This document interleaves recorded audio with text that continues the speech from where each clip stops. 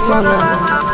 आगे तोर नहीं कसूर नहीं हमर कसूर गे दोनों के कैला का ऊपर वाला दूर गे आगे आशीषा के छोड़ा के तो मिलम चिंटू या न जान से आगे सोना चिंटू या न जान से जोड़ी है बनावल भगवान के दोस्त नहीं इंसान के आगे सोना दोस्त नहीं